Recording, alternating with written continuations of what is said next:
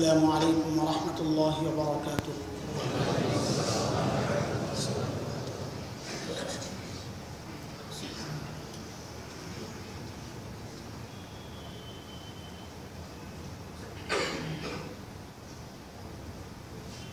الحمد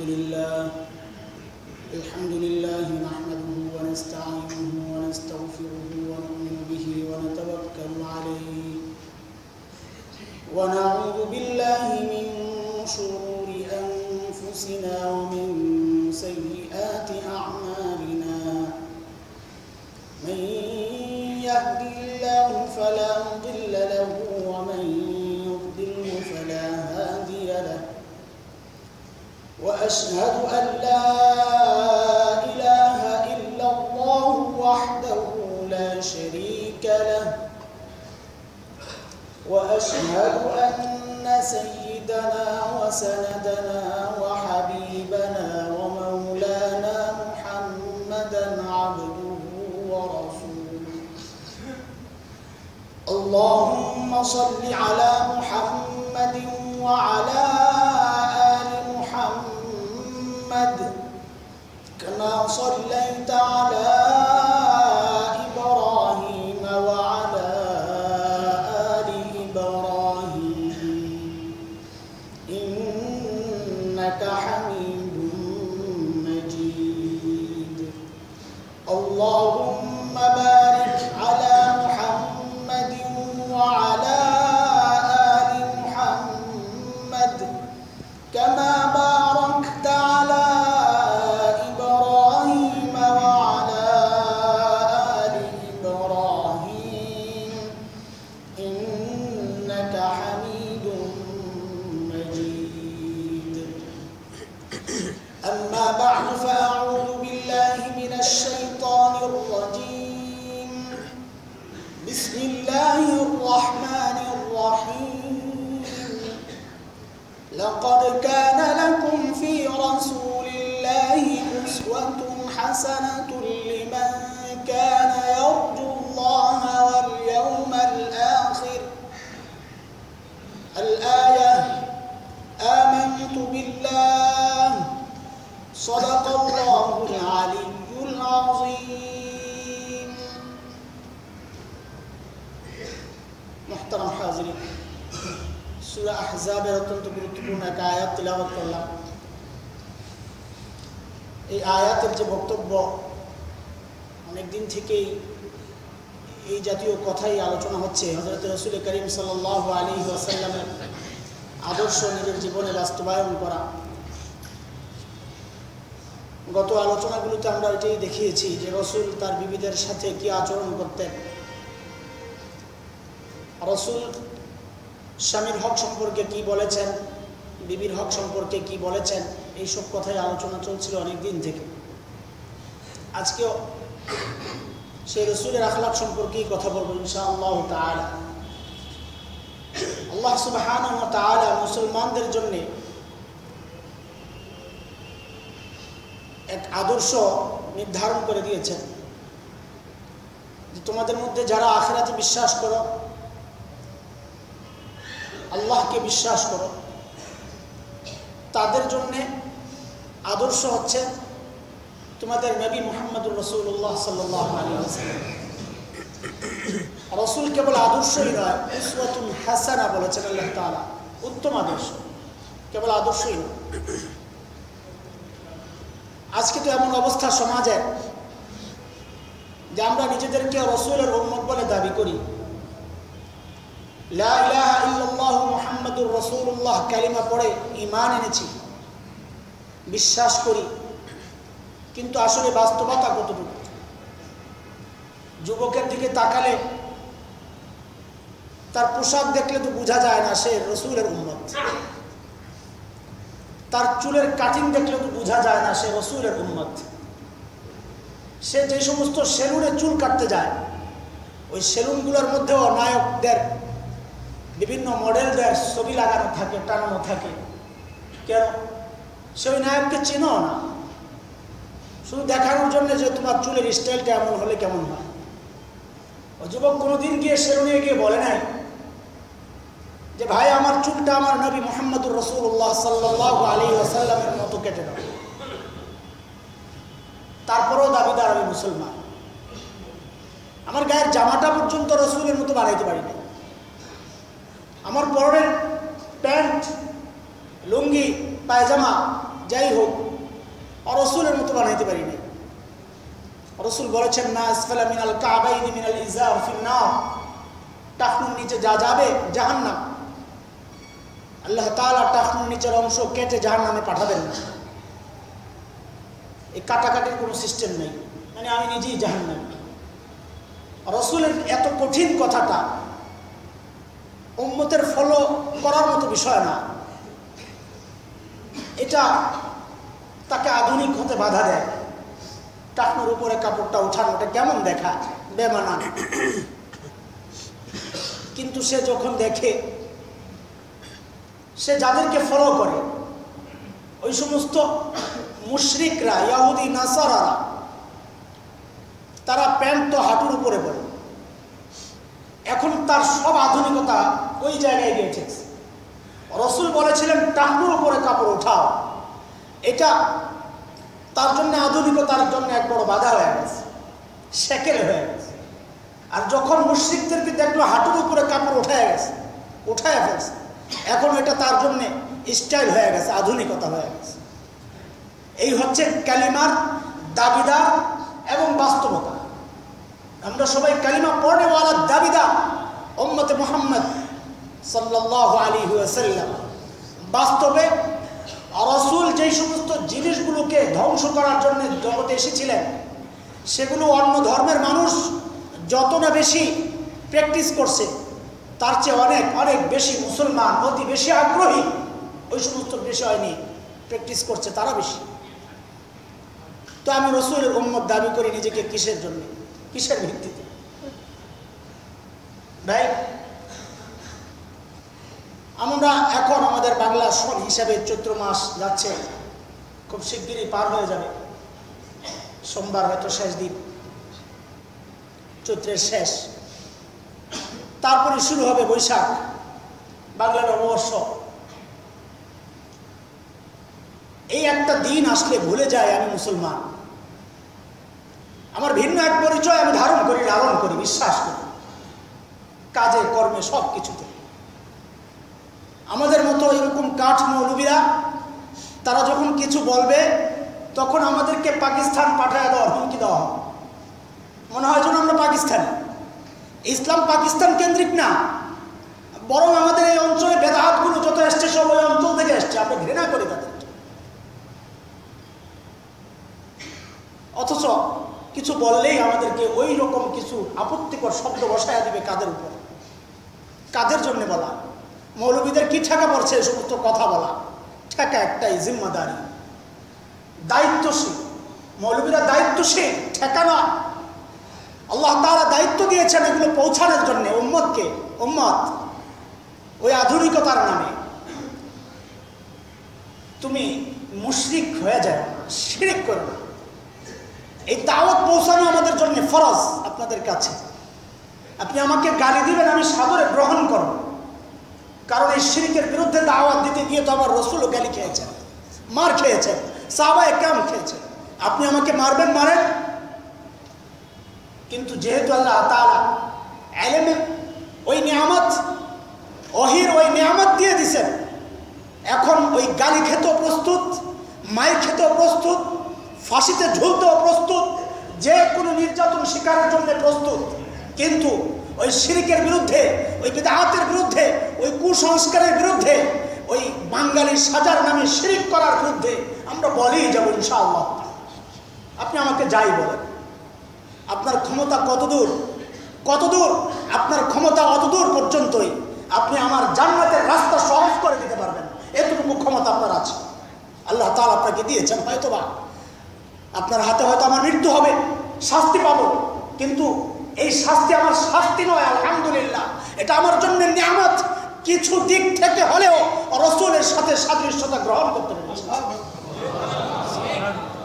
আলহামদুলিল্লাহ। প্যারে হাজিরিন, এই দিলের আকুতিটা দুশ্মন ভাববেন না। আমি প্রায়ই বলি আপনাদেরকে, দুশ্মন ভাবার কোনো কারণ নাই। আপনাদের ভাই সন্তান, আমার হৃদয়ে যে আকুতি, যে ব্যথা, এটা আপনাদের সাথে শেয়ার করা, এটা আমার জিম্মাদারি। রক্তের টানের মতো এক বাঁধনে আবদ্ধ হয়ে গেছি। আমি ইমাম, আপনারা মুসল্লি, আপনাদের কাছে দাওয়াত পৌঁছানো আমার জিম্মাদারি। ওই বৈশাখ আসছে, এটা উদযাপন কারা করবে? কারা করবে? হিন্দুরা করবে, মুসলিমরা করবে। যে মিছিলগুলো হবে, যে আয়োজন হবে, বটমূলে যে জমায়েত হবে, সেখানে কারা যাবে?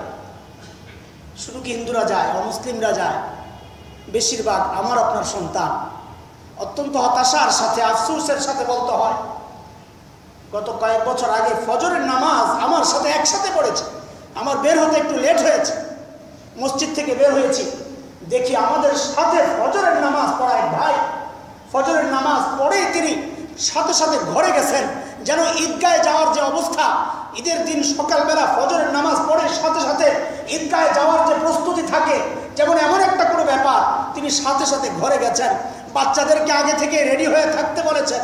তিনি নামাজ পড়তে আসছেন, ফজরের নামাজ, ওই বাচ্চাগুলোকে নিয়ে এই মসজিদের সামনে দিয়ে তিনি রমনার দিকে রওনা দিয়েছেন। কেন করছেন এটা? কারণ আপনি মনে করছেন আমি মুসলমান মসজিদে, আমি বাইরে বাঙালি, আমি যা ইচ্ছা তাই করবো না ভাই। আমি মুসলমান মসজিদে, আমি মুসলমান বাজারে, আমি যেমন মুসলমান রাস্তায় ঘাটে, আমি মুসলমান আমার বাথরুমে পর্যন্ত। সেই জন্যই তো এক সাহাবীকে কটাক্ষ করে একজন ইয়াহুদি বলেছিল, তোমাদের নবী ওই বাথরুমে কোন দিকে বসতে হবে সেটাও শেখায় না, এত নিকৃষ্ট কাজের কথাও শেখায়। তিনি সগর্বে বলেছিলেন, হযরত আবু আইয়ুব আনসারী রাদিয়াল্লাহু তাআলা আনহু। শুধু তাই না, ঢিলা কুলুপ কয়টা ব্যবহার করতে হবে, ডান দিকে না আগে, বাম দিকে আগে, কোন দিকে বসতে হবে, সব শিখান আমাদের নবী মুহাম্মদুর রাসূলুল্লাহ সাল্লাল্লাহু আলাইহি ওয়াসাল্লাম। সেজন্যই তো তিনি আমাদের আদর্শ, সেজন্যই তিনি আমাদের উত্তম আদর্শের ঘোষণা দিয়েছেন আল্লাহ সুবহানাহু ওয়া তাআলা। কারণ তিনি আমাদের সমস্ত জীবনের সব কিছু হাতে কলমে শিখিয়ে দিয়েছেন, বলে দিয়েছেন। আলহামদুলিল্লাহ, সেই নবীকে না মেনে আমরা কোথায় যাচ্ছি মুসলমান? যেই নবীকে মানলে জান্নাতি কাফেলায় শামিল হতে পারবো, সেই নিয়ামত রেখে আমি কোথায় চলছি, কোথায় চলছি? আজকে এর বিরুদ্ধে বললে আমার বাঙালিত্ব নিয়ে আপত্তি আসবে। আমি এর বিরুদ্ধে বলতে যাব কেন? বৈশাখ যেমন আপনার আমার, আমি তো বাংলায় কথা বলি, বাংলায় থাকি, বাংলায় জন্ম, বাংলা মায়ের ঘরে আমার জন্ম, বাংলা বাবা আমার বাবা, সব কিছুই তো বাংলায়। আমিও তো বাঙালি। আপনি জোর করলেও তো আমাকে হিন্দুস্তানি বানাইতে পারবেন না। জোর করে কি সব কিছু হবে? তা আমি বাংলার বিরুদ্ধে বলতে যাব কেন? আমি বৈশাখের বিরুদ্ধে বলতে যাব কেন? না, বলতে যাব না, বলবো না। কিন্তু আপনি ওটার নামে যে শিরক করবেন, ওর বিরুদ্ধে বলা আমার কর্তব্য। আমি শুধু বাঙালি নয়, আমি মুসলমান বাঙালি, আমি মুসলমান বাঙালি। আমার আখিরাতকে বিসর্জন দিয়ে আমি আমার এই পরিচয় আমি ধারণ করতে পারি। আমাদের মধ্যে কিছু মানুষ আছেন এইরকম বলে থাকেন, আবহমান বাংলার এক ঐতিহ্য এটা। আমার আশ্চর্য লাগে, প্রশ্ন আসে, আবহমান বাংলায় কি কোনো মুসলমান ছিল না? এই ঐতিহ্য যখন থেকে, ইতিহাস যখন থেকে, সেই 1584 খ্রিস্টাব্দের ইতিহাস আপনারা জানেন, 10ই মার্চ অথবা 11ই মার্চ, তখন কৃষকরা খাজনা দিত। এটা এখনকার ব্যবসায়ীরা খুব ভালো বুঝবেন। কৃষকরা খাজনা দিত, সেই খাজনা দিত তারা যেই বর্ষপঞ্জি হিসাবে, আরবি বর্ষপঞ্জি হিসাবে সম্রাট আকবরের সময় আরবি হিজরি সন হিসাবে তখন গণনা হতো। এখন আপনাদের যারা ব্যবসা করেন এই বিষয়টা খুব ভালো বুঝবেন। এখন যদি আপনাদেরকে কোনো হোলসেলাররা বলে যে আমাদের ফুল টাকা এখনই পেমেন্ট করো, তখন তো আপনাদের কষ্ট হয়ে যাবে। আপনারা বলবেন যে না, রমজানে তোমাকে পেমেন্ট করবো, তুমি এখন আমাকে চালে আনো, এটাই তো বলবেন। কারণ আপনাদের সিজন যে রমজানে, ওই তৎকালীন কৃষকদের খাজনা দিতে কষ্ট হতো। আরবি হিজরি সন গণনায় যদি খাজনা নেওয়া হয়, বছরের শুরু মুহররমে যদি খাজনা নেওয়া হয়, তাহলে তাদের কষ্ট হতো। কারণ তখন ফসল তো উঠতো না, কোত্থেকে দিবে তারা খাজনা? তাদের এই সমস্যা মুসিবত দেখে তৎকালীন সম্রাট আকবর তিনি হুকুম করলেন যে নতুন করে একটা বর্ষ শুরু করা হোক, যেন এই কৃষকদের খাজনা দিতে সহজ হয়। আর আমাদের এই বাংলা জ্যোতির্বিজ্ঞানী পণ্ডিত সুফি ফতেউল্লাহ সিরাজি, নামটা আমরা জানি খুব ভালো, তাকে এই কাজের দায়িত্ব দেওয়া হয়েছিল। তিনি ওই 1584 খ্রিস্টাব্দে তিনি এই সনটা চালু করেন, কিন্তু মূল ধরেন হিজরি সনকেই, হিজরি সনকে মূল ধরেই চালু করেন। কিন্তু শুরুটা হয় আকবরের সিংহাসনে আরোহণের দিন থেকে। মূল কিন্তু আমাদের খেয়াল করতে হবে, এই যে আবহমান বাংলা বলে বলে আমাদেরকে ইসলাম বিরুদ্ধ কাজগুলো করানো হচ্ছে, এটা একটা ভুল ইতিহাস। আমাদের মূল তো হিজরি সন থেকে ইসলামের সাথে সম্পর্ক। বাংলা নববর্ষ যদি উদযাপন করতে হয়, হিন্দুরা পর্যন্ত মুসলিম হয়ে বাংলা সন উদযাপন করতে হবে, কারণ বাংলা সনের গোড়া তো ইসলামের সাথে সম্পৃক্ত, ইসলামী হিজরি সনের সাথে সম্পৃক্ত। উল্টা হয়ে গেল কেন? ওই যে দুনিয়া এখন সব দিকেই তো উল্টা চলতেছে। গত সপ্তাহে তো বলেছি, সবই তো উল্টা চলতেছে। গঙ্গা উল্টা চলে, সবই উল্টা চলতেছে। আমরা এখন অনুসারী হয়ে গেছি, আমরা ছিলাম অনুসরণীয়। গোটা দুনিয়া আমাদেরকে অনুসরণ করার কথা। মুসলমানদের সভ্যতা, ইতিহাস সব কিছুই অনুসরণীয়, অনুকরণীয়, আলহামদুলিল্লাহ। কিন্তু এখন উল্টো হয়ে গেছে। আমরা অন্যদেরকে অনুসরণ করতে পারলে মনে হয় যে আমরা আধুনিক হয়ে গেছি, আমরা এখন বিজ্ঞানী হয়ে গেছি, আমরা এখন সংস্কৃতি এতে বিশ্বাসী হয়ে গেছি।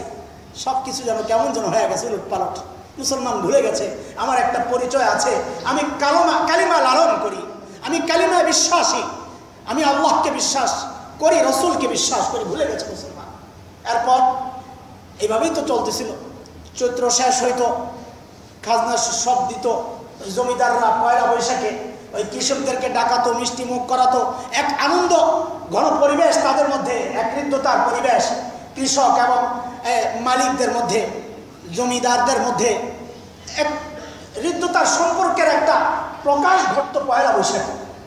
আস্তে আস্তে সেটা কোন দিকে চলে গেল সেটারও একটা ইতিহাস আছে। কোন দিকে চলে গেল, কিভাবে গেল?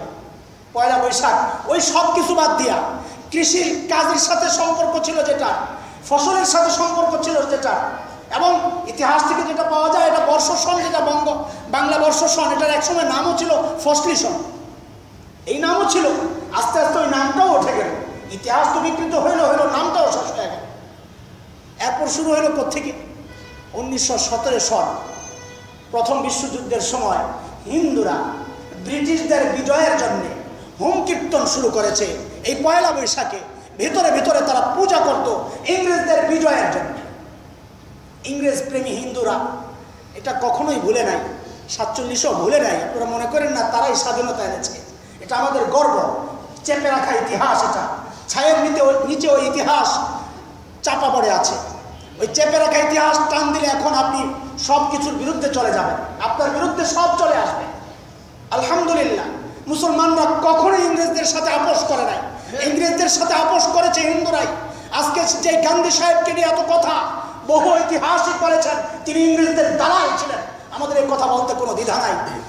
এই উপমহাদেশে স্বাধীনতা যারা এনেছেন তাদের পুরোধা ছিলেন ওলামায়ে দেওবন্দ। আলহামদুলিল্লাহ, কাসেম নানতুবি ছিলেন, মাহমুদ হাসান দেওবন্দি ছিলেন, হুসাইন আহমদ মাদানী ছিলেন। তারা ছিলেন স্বাধীনতার মূল কর্তা। রক্ত ঝরেছে ওলামায়ে দেওবন্দের, রক্ত ঝরেছে হক্কানি আলেমদের, রক্ত ঝরেছে। নেতৃত্বে সাধুরা চলে এসছেন, হিন্দুরা চলে আসছেন আপোষের মাধ্যমে।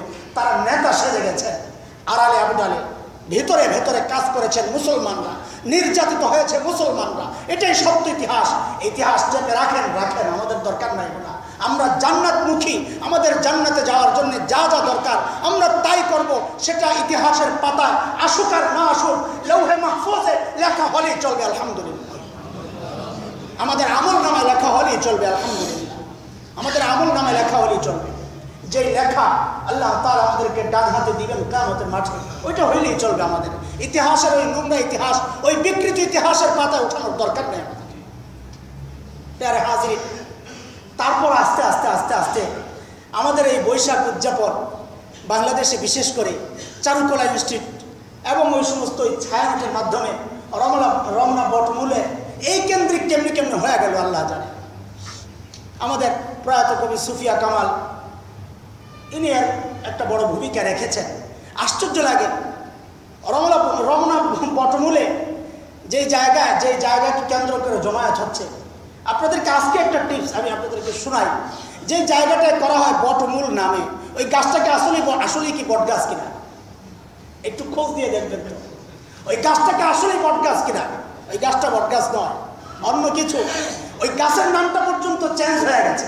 ইতিহাস বিকৃত হয়ে কোনো কাজ যখন হবে, গাছের নাম তো চেঞ্জ হবে, এটাই তো স্বাভাবিক। সব কিছুই তো উল্টা পাল্টা। আল্লাহু আকবার। কি করছেন সেখানে মুসলমান?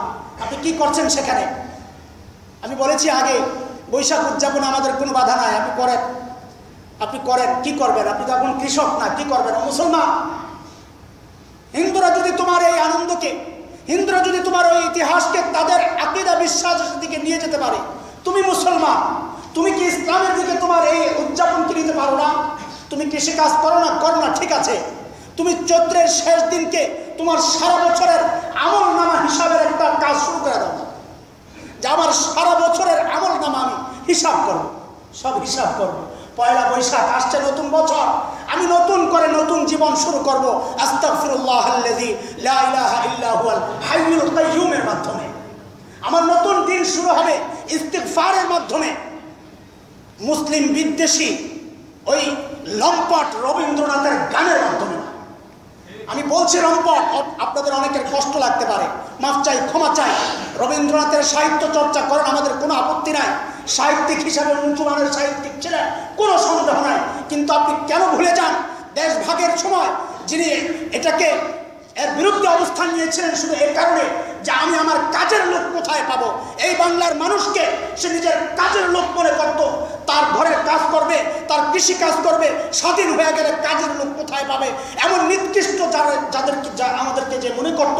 আমাদের শিক্ষা এই বিশ্ববিদ্যালয় প্রতিষ্ঠার বিরুদ্ধে যার অবস্থান ছিল, এরা শিক্ষিত হয়ে গেলে এরা নিজেদের অবস্থান বুঝে যাবে, আমাদের কথা মানবে না, এই লোকটাকে আমাদের আদর্শের ব্যক্তি বানায় ফেললাম আমরা।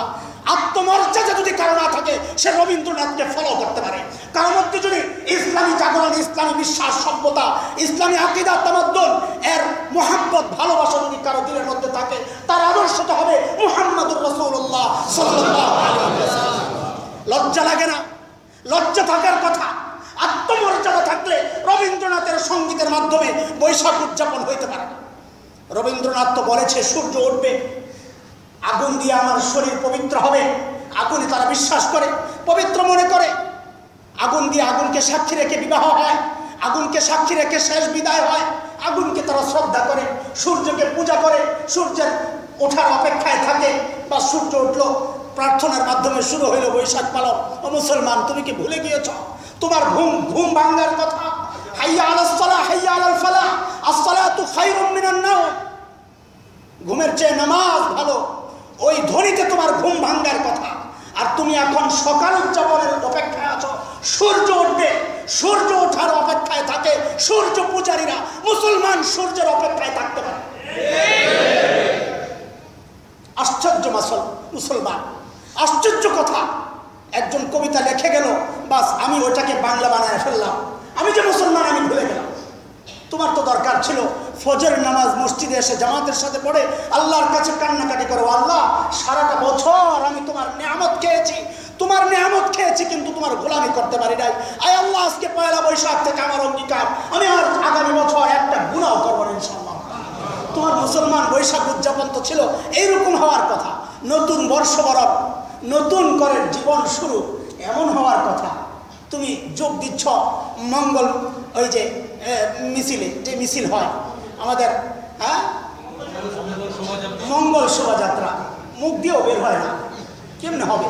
আকীদা বিশ্বাসের মধ্যে যার প্রতি আমার লানত, ঘৃণা, সেটা মুখ দিয়ে বের হতেও কষ্ট হয়। মঙ্গল শোভাযাত্রা, মুসলমান একটু চিন্তা করেন প্লিজ, একটু চিন্তার বিষয়। আমার আপনার সন্তানরাই কিন্তু এই গত 15-20 দিন ধরে ওই মূর্তি বানাচ্ছে, পেঁচা বানাচ্ছে, ময়ূর বানাচ্ছে, হাতি সিংহ বিকৃত করে বানাচ্ছে। কেন মঙ্গল শোভাযাত্রা বের হবে? মঙ্গল শোভাযাত্রা মানিটা কি? আশ্চর্য, হাজার হাজার মুসলমান সেখানে সামিল হচ্ছ। তুমি কি জানো পেঁচাকে এইরকম ছবি বানাইয়া, পেঁচার ছবি বানাইয়া তারা কেন মিছিল করে? তুমি কি জানো? কেন জানো না? এটা তো হিন্দু ধর্মাবলম্বীদের বিশ্বাসের সাথে সম্পৃক্ত। তারা মনে করে বিষ্ণু দেবতা, তাদের ওই দেবতার বিবি হচ্ছেন লক্ষ্মী দেবী। ওই লক্ষ্মী দেবীর ক্ষমতা, সমস্ত ভালো কাজ, মঙ্গল কাজের ক্ষমতা তার হাতে। এটা তাদের বিশ্বাস। ওই লক্ষ্মী দেবীর বাহন হচ্ছে পেঁচা।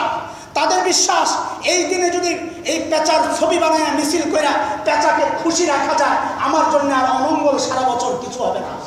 আশ্চর্য কথা মুসলমান, তুমি কি করে বিশ্বাস করো পেঁচা অমঙ্গলের ক্ষমতা রাখে? তুমি কি করে বিশ্বাস করো লক্ষ্মী মঙ্গলের ক্ষমতা রাখে? আল্লাহ সুবহানাহু ওয়া তাআলা তার প্রিয় হাবিব সাল্লাল্লাহু আলাইহি ওয়াসাল্লামকে উদ্দেশ্য করে বলছেন, সূরা আরাফের মধ্যে খুঁজে দেখেন, আল্লাহ বলছেন, কুল লা আমলিকু লিনাফসি নাফআন ওয়া লা দাররান ইল্লা মা শাআল্লাহ। ওগো নবী, আপনি আপনার উম্মতকে বলে দেন, আমি আমার জন্য, নবী নিজের জন্য বলছেন, ভালো মন্দ মঙ্গল অমঙ্গল কোনো কিছুর ক্ষমতা রাখি না। আমার পক্ষে আমার রবের ফয়সালা যেটাই সেটাই হওয়ার, অন্য কিছু নয়। তুমি ভুলে গেছো সে কথা। তুমি মঙ্গল প্রদীপ জ্বালাও, এই আগুনকে তুমি মনে করো মঙ্গলের প্রতীক। আগুন মঙ্গলের প্রতীক। মুসলমান তো বিশ্বাস করে সমস্ত কিছু মঙ্গলের মালিককে আল্লাহ। হাজরে আসওয়াদের মতো কত মুবারক পাথর চুমা দিলে গুনাহ মাফ হয়। হযরত ওমর ফারুক রাদিয়াল্লাহু তাআলা আল্লাহু আকবার হযরত আসওয়াদকে উদ্দেশ্য করে বলেছেন, ইন্নাকাল হাজার লা তাদুর ওয়া লা তানফা। ও হযরত আসওয়াদ, আমার রাসূল চুমা দিয়েছে, আমি চুমা দিচ্ছি। আমি জানি তুমি একটা পাথর, লা তাদুর ওয়া লা তানফা, তোমার মঙ্গল অমঙ্গলের কোনো ক্ষমতা নাই। ওমরের ঘোষণা। কোথায় ওমরের সেই সন্তানেরা? কোথায়? তোমাকে আজ সিদ্ধান্ত নিতে হবে, তুমি কি ওমরের সন্তান না রবীন্দ্রনাথের সন্তান? এটার সিদ্ধান্ত নিতে হবে। শুধু মুখে মুখে নয়, আকীদায় বিশ্বাসে অঙ্গীকার করে যেতে হবে। অন্তত এই মসজিদে যারা নামাজ পড়ছি তাদের আপনজন কেউ ওই সমস্ত শোভাযাত্রায় অংশগ্রহণ করে নিজের ঈমানকে সে ধ্বংস করবে না ইনশাআল্লাহ তাআলা। সেটা অঙ্গীকার করতে হবে ইনশাআল্লাহ। আল্লাহ তাআলা আপনাদেরকে তৌফিক এনায়েত করেন। প্রিয় ভাই ও ভাই ও যুবক, তোমার একটা লাল সাদা জামা দরকার। লাল সাদার সাথে বাংলার কি সম্পর্ক তুমি জানো? কেন? কিসের সম্পর্ক? কি আমার ধান লাল হয় আর গম সাদা হয় সেই জন্য তুমি লাল সাদা পরছ? না আলু লাল সাদা হয় সেই জন্য পরছ? কেন পরছ? তুমি জানো না। তুমি জানো না তোমাকে একটা সুন্দর পোশাকের নামে হিন্দুদের ওই সিঁদুর লাল আর ওই শাখা সাদা, ওই লাল সাদা রং তোমার শরীরের মধ্যে পড়ায় দেওয়া হচ্ছে। তোমার আকীদার মধ্যে ওই লাল সাদার আকীদা ঢুকায় দেওয়া হচ্ছে। তোমার খবর নাই। তোমার একটা লাল সাদা শাড়ি দরকার, একটা শাড়ি দরকার। ও যুবতী, আমার আপনার মেয়েরাই তো পড়বে, একটা লাল সাদা শাড়ি পরবে সে। ইসলাম তো বলেছিল তোমার ইজ্জত আবরুকে হেফাজত করো, তোমার সৌন্দর্যকে গোপন করো। অথচ ওই শাড়ি এমন এক পোশাক পরাইয়া দিচ্ছি, আকীদা বিশ্বাসের সাথে তো গেলই, আমার হিন্দুয়ানি বিশ্বাস ঢুকে গেল। আবার সাথে সাথে বেপর্দা। কি হইল ভাই? কি হইল? শরীরের যে সমস্ত অঙ্গ ফুটে উঠলে সৌন্দর্য প্রকাশ পায়, ইসলাম বলেছিল ওয়ালা ইউবদিনা যিনাতাহুন্না ইল্লা মা যাহারা মিনহা। ইসলাম বলেছে সূরা নূরের মধ্যে আল্লাহ তাআলা বলছেন তোমার সৌন্দর্যকে তুমি গোপন করো। এটা তোমার ইজ্জতের কথা, তোমার সম্মানের কথা। আজকে গোটা দুনিয়ায় আমরা খোঁজ করলে দেখি ভারতের বহু শহর ধর্ষণের এক মহা উৎসব চলে। তাদের ধর্ষণ, যেখানে সেখানে ধর্ষণ। কেন এটা? এটা এই জন্যে যে তাদের ধর্মে পর্দার বিধান নাই। যে সমস্ত অঞ্চলে পর্দার বিধান আছে আলহামদুলিল্লাহ সেখানে ধর্ষণ গোটা দুনিয়ার চেয়ে 0% হবে আলহামদুলিল্লাহ।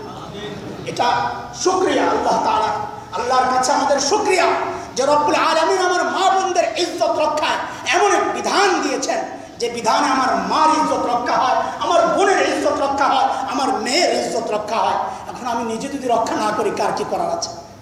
আমি ওই মঙ্গল শোভাযাত্রায় অংশগ্রহণ করব না। কোনো দেবদেবীর ওই মূর্তি, ওই সমস্ত জীবজন্তুর মূর্তি, তাদেরকে মঙ্গল অমঙ্গলের বাহক মনে করা, তাদেরকে মঙ্গল অমঙ্গলের মালিক মনে করা। ও ভাই, তো মক্কার মুশরিকদের সাথে আমার সাথে কি পার্থক্য রইল? মক্কার মুশরিকরাও এরকম জীবজন্তু মানুষের মূর্তি বানাইতো, লাত উজ্জা, এগুলোকে তারা মঙ্গল অমঙ্গলের মালিক মনে করত, তাদেরকে পূজা করত। রসুল নিজ হাতে সেগুলোকে ভেঙেছেন। তোমার রসুল আল্লাহ ছাড়া কাউকে মঙ্গল অমঙ্গলের মালিক মানেন নাই। মুশরিকরা যাদেরকে মঙ্গল অমঙ্গলের মালিক মানত, রসুল নিজ হাতে সেগুলোকে ভেঙেছেন।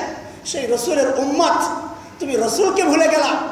তোমার ইমানের জন্যে যে রসুল রক্ত ঝরিয়েছেন সেই রসুলকে ভুলে গেলা। আজকে তোমার কাছে হিন্দুদের ওই আদর্শ, আখলাক, ওই চরিত্র, ওই ধর্ম বিশ্বাস তোমার কাছে প্রাধান্য পেল। তোমার রসুলের সুন্নাহ কোথায় গেল ভাই? রসুল বলেছেন পর্দা করতে কোথায় গেল? নারী পুরুষ একসাথে সেখানে জমায়েত হচ্ছ, গান বাজনা করছ, ঢোল বাদ্য তবলা বাজাচ্ছ, এগুলো ইসলামের কোথায় আছে? তুমি বাঙালি, কিন্তু বাঙালি মুসলমান, তুমি হিন্দু বাঙালি নও। হিন্দুদেরকে তোমার ঈদের জামাতে শামিল করতে পারবা না, যে আমাদের সাথে একসাথেই থাকো, আসো আমাদের সাথে ঈদের নামাজ পড়ো, দেখি পারো কিনা। পূজা মণ্ডপগুলোতে এত ভিড় কেন হয়? এত হিন্দু বেড়ে গেছে দেশে? না, হিন্দু বাড়ে নাই, উৎপাদ বাড়তে পারে, মানুষ বাড়ে নাই, তাদের সংখ্যা বাড়িয়েছ। ও মুসলমান, আমার আপনার সন্তানরাই তাদের সংখ্যা বাড়াচ্ছে। তাদের পূজা মণ্ডপগুলোতে আমরা যাচ্ছি, তারা কিন্তু মসজিদে আসবে না, জিন্দিগিতে মসজিদের আশেপাশেও আসবে না। যদি কখনো আসে, ওই রাস্তায় যদি পেশাব পায়খানা ধরে, তখন বাথরুম খুঁজতে আসতে পারে, দোয়ার বরকত দিতে আসবে না। আর আপনি চান তাদের লাড্ডু খাইতে, তাদের সিন্নি খাইতে। নাউযুবিল্লাহি মিন যালিক। আত্মমর্যাদা ভুলে গেলে মুসলমান পরাজয় নিশ্চিত। তোমার আদর্শ আখলাক যদি শেষ হয়ে যায়, এদের স্বাধীন করার জন্য যুদ্ধ লাগবে না। এই মাটির স্বাধীনতা বিপন্ন হওয়ার জন্য যুদ্ধ লাগবে না। আমার আদর্শ আখলাক শেষ করতে পারলে আমার এই মাটিকে দখল করাও সহজ হয়ে যাবে। দরকার তো নাই দখল করা, আমি আর তুমি তো এক হয়ে গেছি। আল্লাহ তাআলা সহি বুঝদান করেন, আমাদেরকে ভুল বুঝবেন না। এত কঠিনভাবে বলতেছি এই জন্যে যে বিষয়টা অত্যন্ত কঠিন, নাজুক। বাঙালি হওয়ার নামে যেন আমাকে কেউ অমুসলিম না বানায় ফেলে ভাই, এটা খুব কঠিন কথা। কারণ হচ্ছে আমি এত কষ্ট করে নামাজ পড়তেছি, এত কষ্ট করে রোজা রাখি, অথচ এমন ছোটোখাটো আমলের কারণে আমার ঈমান শেষ হয়ে গেল, আমার খবর নাই। আমি যে মুশরিক হয়ে গেলাম, আমার খবর নাই। শিরক যদি বিন্দু মাত্র থাকে, আমার জন্য জান্নাত হারাম হয়ে যাবে, সারা জিন্দেগির আমল সব বরবাদ হয়ে যাবে। তো আমি কোন রাস্তায় আছি? আমার তো দরকার জান্নাত। আমি তো জান্নাত কেনার জন্য দুনিয়ায় আসছি নাকি, না অন্য কিছুর জন্যে? যদি জান্নাত কেনার জন্য দুনিয়ায় আসি, জান্নাতি রাস্তায় আমাকে থাকতে হবে।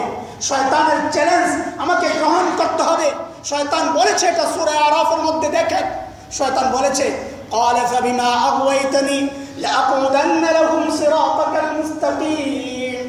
আল্লাহ, যে মানুষের কারণে আপনি আমাকে আপনার কাছ থেকে দূরে ঠেলে দিলেন, ওই মানুষকে আমি ছাড়বো না। ওই মানুষ যে রাস্তায় জান্নাতের পথে হাঁটবে, যে রাস্তায় আপনার পর্যন্ত পৌঁছবে, আমি ওই রাস্তায় বসে যাব। তাকে মসজিদমুখী করব না, আমি তাকে বটমূলে পাঠাইয়া দিব। এটা শয়তানের চ্যালেঞ্জ। আপনি শয়তানের কাছে পরাস্ত হবেন। শয়তানের কাছে পরাস্ত হইলে ভাই আমার জন্য জাহান্নাম অপেক্ষা করতেছে। শয়তানের কাছে পরাস্ত হওয়া যাবে না, সে আমাদের শত্রু, আমাদের দুশমন। সূরা ফাতিরের 6 নম্বর আয়াতে রব্বুল আলামিন স্পষ্ট বলেছেন, ইন্নাশ শাইতানা লাকুম আদু ফাত্তাখিযুহু আদুওয়া। শয়তান তোমাদের দুশমন, তাকে তোমরা দুশমন হিসাবেই গ্রহণ করো, বন্ধুরূপে গ্রহণ করা যাবে না। শয়তান বন্ধু মানে শয়তানের কাঁধে হাত দিয়ে আমি হাঁটবো? না না, শয়তান আমাকে যে রাস্তায় চলতে বলে, ওই রাস্তায় চলার নামই হচ্ছে শয়তানকে বন্ধু হিসাবে গ্রহণ করা। আমি আসলে করছি কিনা, আল্লাহ তাআলা হেদায়েত নসিব করেন। আমি আপনাদের কাছে আমাদের করজোড় নিবেদন, ভাই আল্লাহর রাস্তায় আপনি বৈশাখ উদযাপন করেন, নতুন করে মুসলমান বাঙালি হিসাবে বৈশাখ উদযাপন করেন আপনি, আলহামদুলিল্লাহ। আপনি সেদিন ভালো খাবার খাবেন, খান, আপনাকে মানা করছে কি? খান। আপনি তওবা করে নতুন জীবন শুরু করেন, আপনি হাল খাতা খোলেন, আমাদের তো কোনো আপত্তি নাই। আপনি চৈত্রের শেষ দিনে আপনি আপনার হিসাব ক্লোজ করেন, আমাদের তো কোনো আপত্তি নাই। নতুন দিনে আপনি আপনার পার্টিদেরকে দাওয়াত দেন, মিষ্টি খাওয়ান, নতুন বছরের চুক্তি করেন, নতুন কথাবার্তা শুরু করেন, আমাদের কোনো আপত্তি নাই। আমাদের আপত্তি থাকবে তখন যখন আপনি এই উদযাপনের নামে শিরকের মধ্যে লিপ্ত হবেন। ভাই, শিরকের মধ্যে লিপ্ত হলে আপনি আমার ভাই, তিনি ভাই, আপনি জাহান্নামের আগুনে ঝাঁপ দিবেন, আমি দাঁড়িয়ে বসে বসে দেখবো। এটা হবে না, হবে না। আল্লাহর কাছে জবাব দেওয়ার রাস্তা নাই। আল্লাহ আমাকে জিজ্ঞেস করবেন, তোমার সামনে তোমার ভাই বটমূলে চলে গেল, শিরক করলো গিয়া, শোভাযাত্রায় অংশগ্রহণ করলো, তুমি কি করলো? আমার কোনো জবাব নেই ভাই।